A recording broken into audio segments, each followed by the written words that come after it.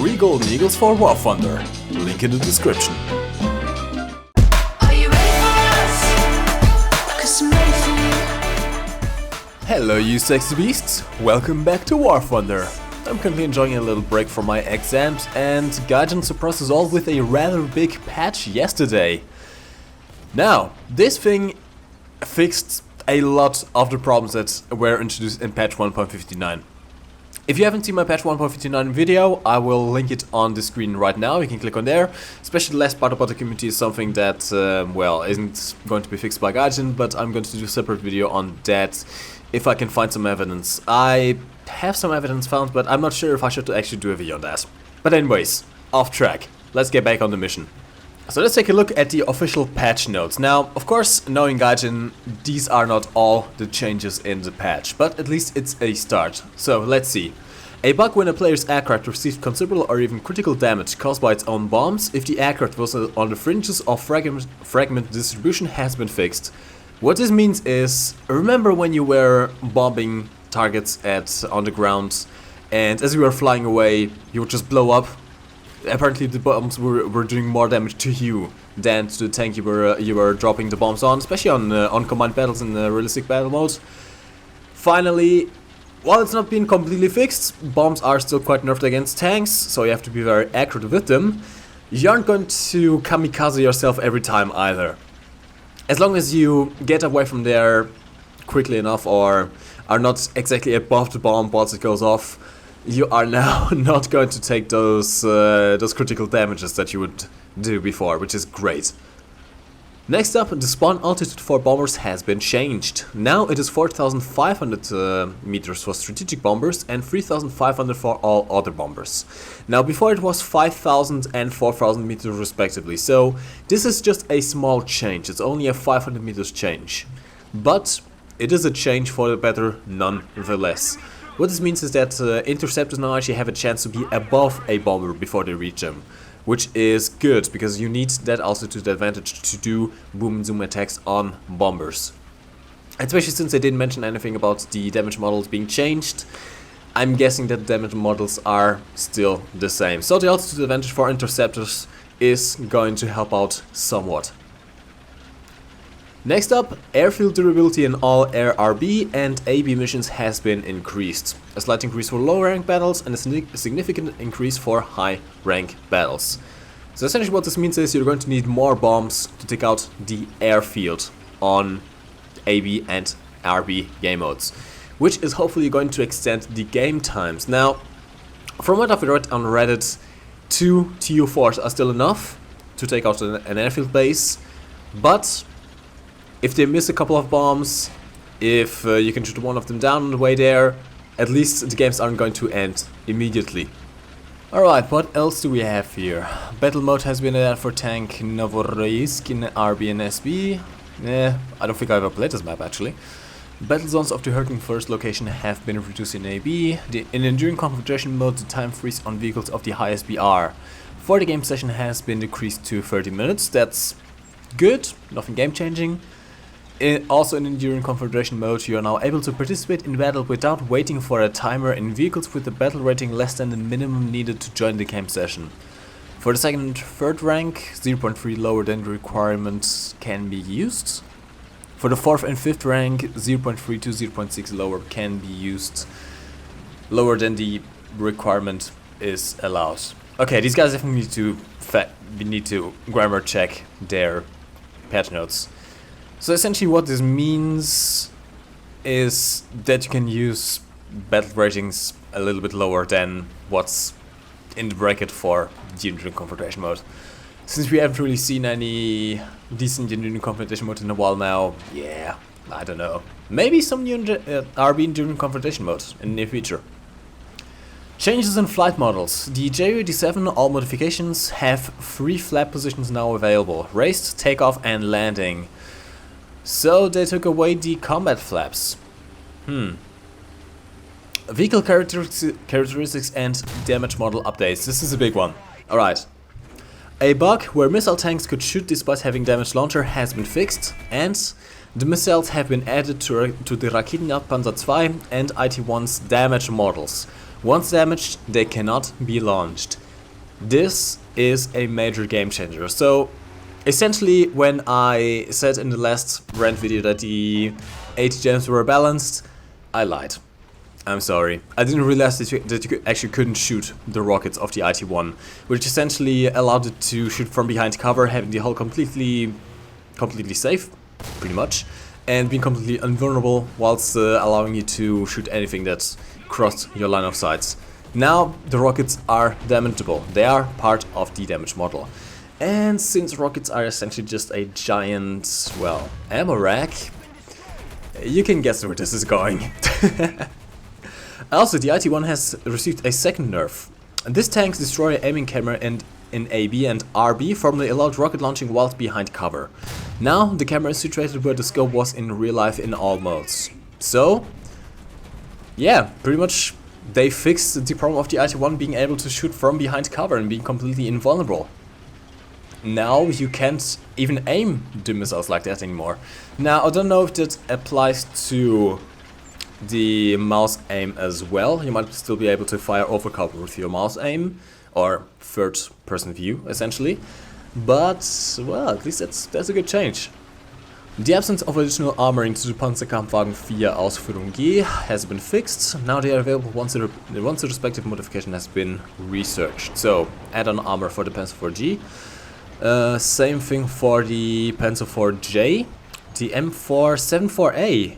8. Oh, that's the German captured M4 that was only available during the Ground Forces beta. This is quite a rare tank. I might do a video on that.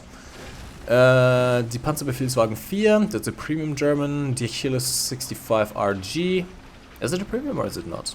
I'm not quite sure. It's a British one at least. The modifications are now available for research. So, multiple tanks that now have additional add-on armor available. A-Su-57, a bug which allowed use of artillery strikes, has been fixed, so apparently the A-Su-57 does not get artillery strikes anymore. The PT-76 has its maximum speed corrected from 42 to 44, and the rate of fire has been reduced to 7 shots per minute. So lower fire rate, but a slightly higher top speed.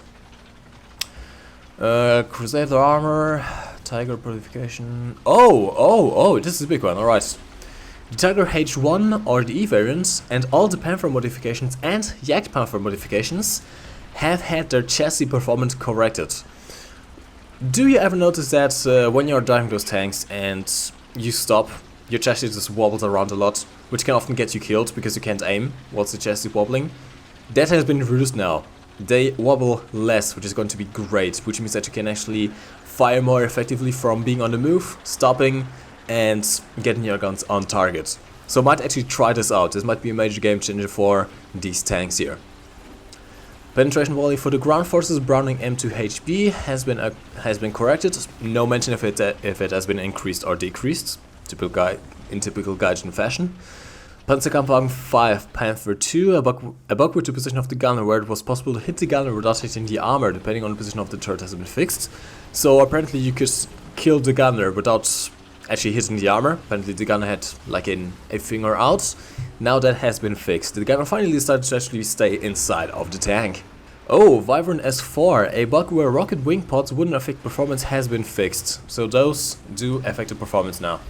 Alright, so those are the official patch notes. What can we say about the unofficial patch notes?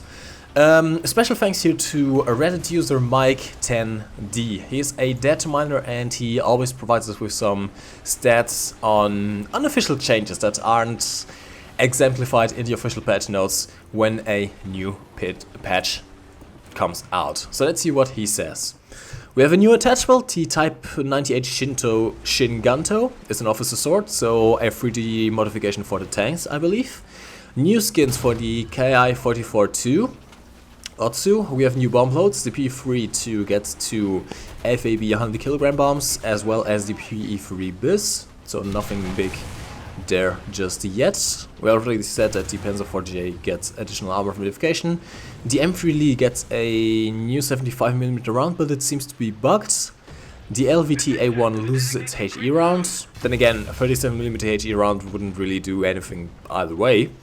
The IS-2 Revenge loses its additional armor, so that's the Russian Premium IS-2, modification 1944. It doesn't have additional armor anymore. Oh, flight model changes. The B-29 has received heavy changes and the TU-4 has received light changes, but still a lot changed. Now, we don't have any specifications on this, but given the state of those bombers recently, that means that they have been nerfed.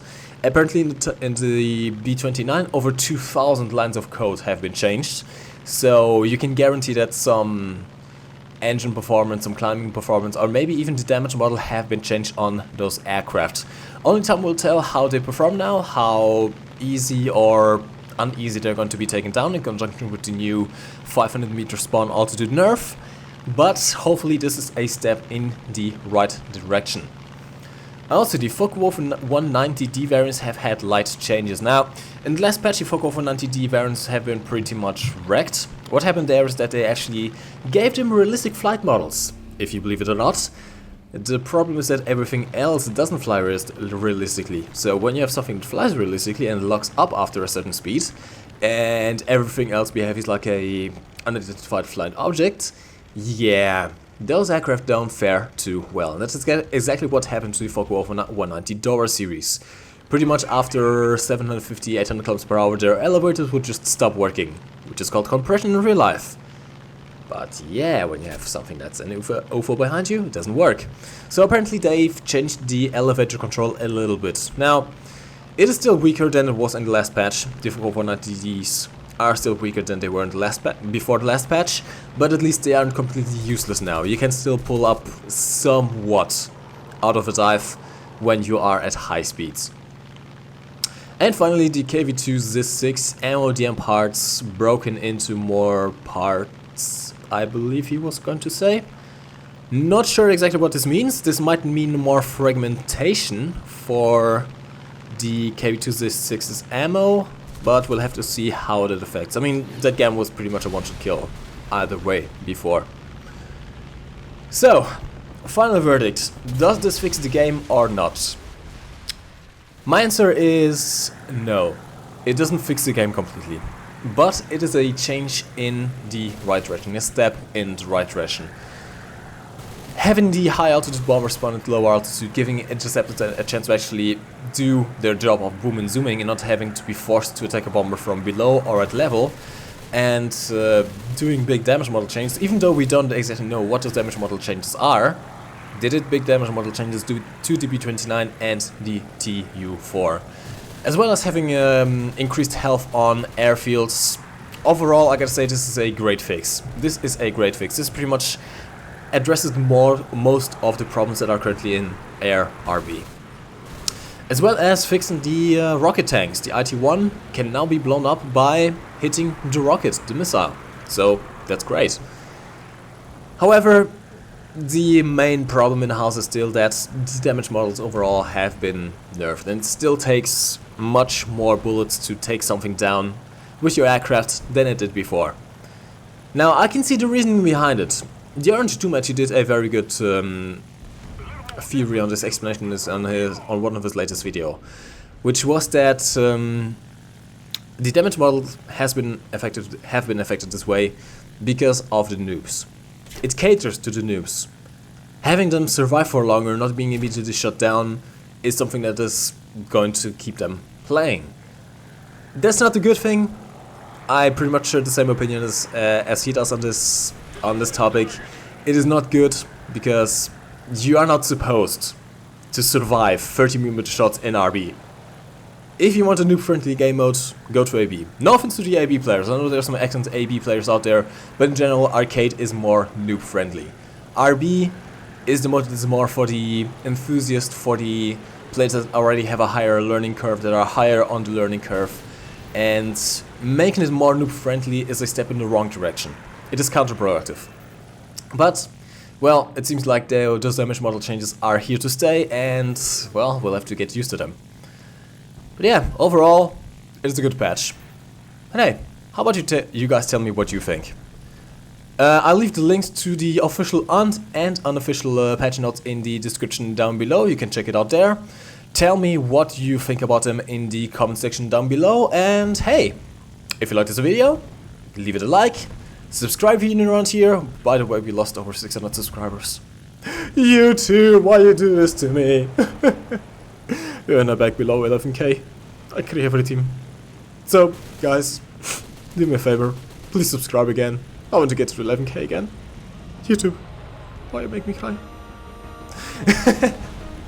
But anyways, guys, I will hopefully see you again sometime before the end of the week. I have about a week break now before the next exam starts, so I'm going to try to work on something.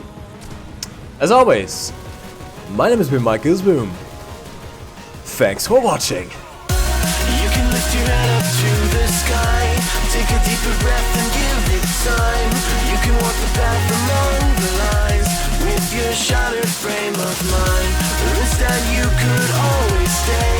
We can wait right here and play until somehow you can find a slightly better frame